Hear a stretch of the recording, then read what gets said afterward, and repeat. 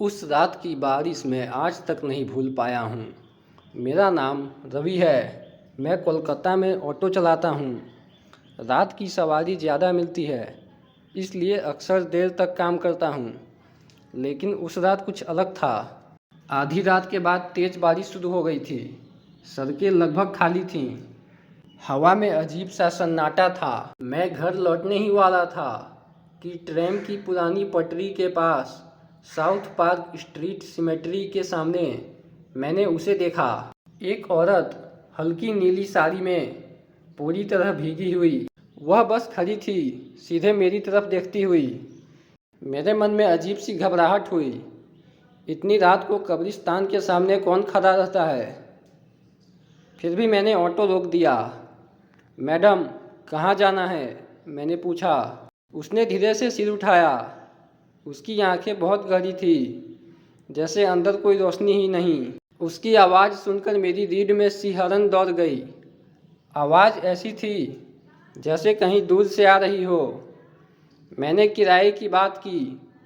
उसने कुछ नहीं कहा, बस पीछे आकर बैठ गई। और उसी पल मुझे ठंड लगने लगी। बारिश की नहीं, अजीब हड्डियों तक उतर जाने वाली ठंड। मैंने ऑटो आगे बढ़ा दिया। कुछ मिनट तक सिर्फ बारिश की आवाज़ थी।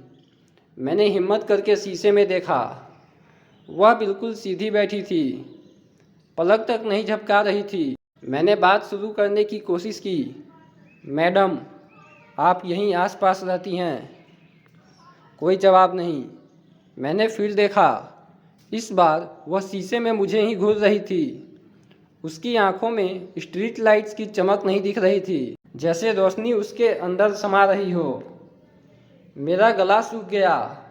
अचानक मुझे अपने कंधे पर किसी के ठंडे हाथ का एहसास हुआ। मैं जम गया। वह तो पीछे बैठी थी। फिर मेरे कंधे पर किसने हाथ रखा? मैंने धीरे से पीछे मुड़कर देखा। सीट खाली थी, पूरी तरह खाली। मेरा दिल इतनी जोर से धड़क रहा था कि मुझे खुद उसकी आवाज़ सुनाई दे रही थी। मैंने तुरंत ब्रेक मारा। ऑटो सड़क के बीच में रुक गया। मैंने पूरी तरह पीछे देखा।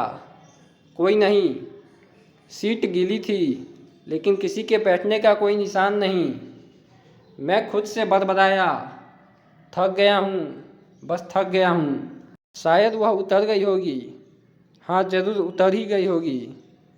मैंने खुद को समझाया और फिर सामने देखने के लिए मुड़ा, और मेरी चीख निकल गई। वह औरत अब मेरे बगल वाली सीट पर बैठी थी, इतनी पास कि उसका ठंडा सांस मेरे गले से टकरा रहा था। उसके सिर पर एक अजीब कोण पर झुका हुआ था। उसका सिर एक अजीब कोण पर झुका हुआ था। वह मुस्कुरा रही थी, धीरे, बहुत धीरे। मैंने कहा था, बालीगंज सर्कुलर रोड। उसने फुसफुसाकर कहा। मेरे हाथ कांपने लगे। मैंने सामने का दरवाज़ा खोला ही नहीं था। वह यहाँ कैसे आई? मैंने कूद कर भागने की कोशिश की, लेकिन उसी पल ऑटो का इंजन अपने आप तेज हो गया। मैंने एक्सेलरेटर नहीं दबाया था, फिर भी ऑटो तेज़ी से भागने लगा। स्टीयरिंग मेरे हाथों में खुद घूम रहा था। मैं सिर्फ बैठा था, जैसे कोई और उसे चला रहा हो। हम खाली सड़कों पर तेज़ रफ्तार से दौड़ रहे थे। लाल बत्तियां पार हो रही थी। पानी उछल रहा था। रोक दो प्लीज़, मैंने चिल्लाया। वह अब सामने देख रही थी। तुम्हें रुकना नहीं चाहिए था, उसने कहा। मेरी आवाज़ कांप रही थी। कब्रिस्तान के पास तभी बिजली चमकी। उस एक पल में मैंने साइड मिरर में देखा।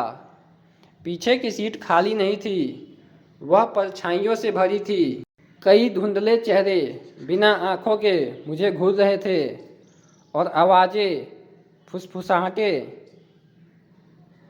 हमें घर ले चलो, हमें घर ले चलो।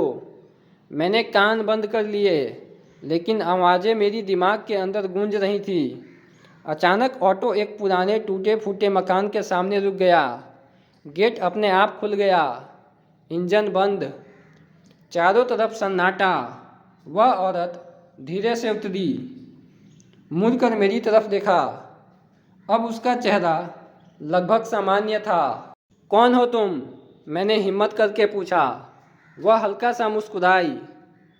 हम जिन्हें भुला दिया गया। और फिर वह गेट के अंदर चली गई और गायब हो गई। साथ ही पीछे की सारी परछाइयाँ भी। ठंड खत्म हो गई। मैं कई मिनट तक वहीं बैठा कांपता रहा। सुबह में मैंने अपने एक दोस्त के साथ उसी जगह वापस गया।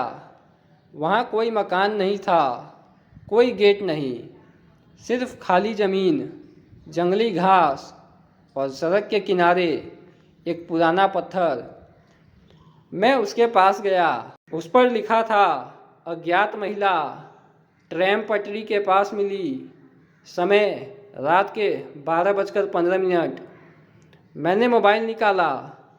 रात को जब मैंने उसे बैठाया था, वक्त ठीक रात के 12:15 ही हो रहे थे। उस दिन के बाद मैंने कभी रात में ऑटो नहीं चलाया। लेकिन आज भी जब कोलकाता में तेज़ बारिश होती है, लोग कहते हैं कि साउथ पार्क स्ट्रीट सिमेट्री के पास एक औरत खड़ी दिखाई देती है, और अगर आप उसे बैठा लें तो वह हमेशा बालीगंज सर्कुलर रोड तक पहुंचती है।